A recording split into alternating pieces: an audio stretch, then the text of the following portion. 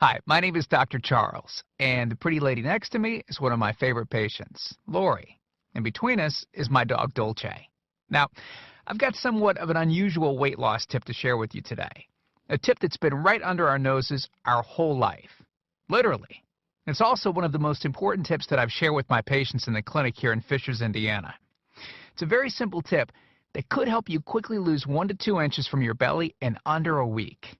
Now, I need you to listen very closely. This video contains one of my biggest fat-burning secrets. And I don't know how long this video will be up, so please be sure to watch it from beginning to end while it's still here. Okay, so you're probably thinking to yourself, listen, I've tried every diet known to man. I've given it my all, and it just keeps coming back. Well, let me stop you right there. This is not some magical weight loss pill.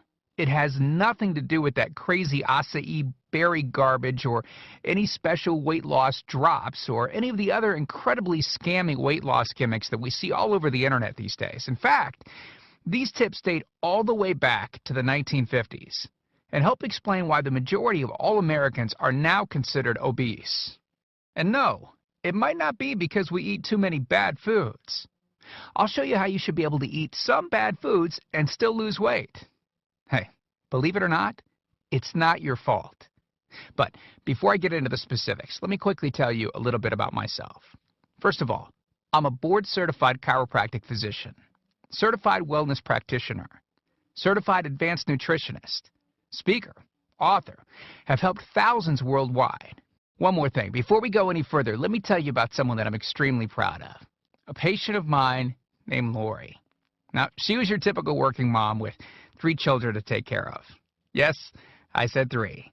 Lori was my guinea pig at the beginning and helped me create this program. Now, she comes from a very poor line of genetics, obesity, diabetes, heart disease, etc. So I thought if this program worked for her, it might be able to help anyone.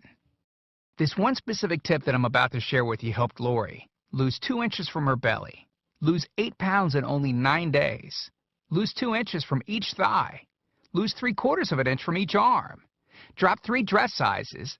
At the age of 30, she now wears a smaller dress than she did in high school.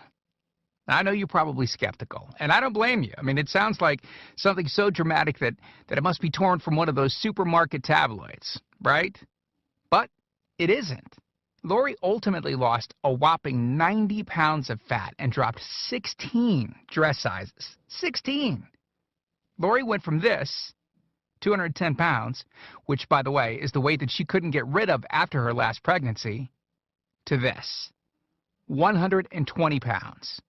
And she achieved all of this without counting calories, without starving herself, without killing herself at the gym, all while still eating all the foods that she likes, like raspberry cheesecake ice cream, which she absolutely refused to give up. Her friends are jealous, and acquaintances can't believe that she's ever even been pregnant. Listen, when it comes to weight loss, unfortunately, women get the short end of the stick. It's definitely harder for women to lose weight. In fact, women have been hardwired to not lose weight.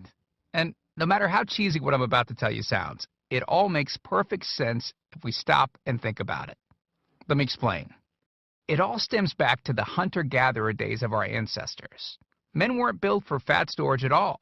Men were built to be lean and fast to hunt food. How men can even accumulate fat at all goes completely against our genetics.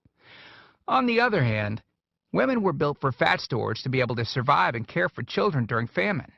Their essential minimal fat stores are many times higher than men. Women were built to accumulate as much fat as possible and to not lose those accumulations for childbirth, milk production, and child rearing.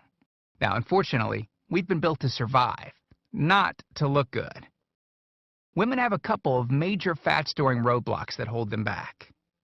First of all, women's fat cells are bigger and have more fat-storing enzymes in them.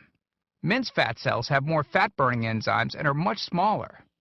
Women honestly do have a lot more working against them, which is why the steps I'll be outlining in this presentation work so well. Second, estrogen multiplies fat-storing enzymes, making them gain weight around their butt and thighs like it's an Olympic event. Darn those childbirth genetics. Third, crash dieting. It puts our bodies instantly into starvation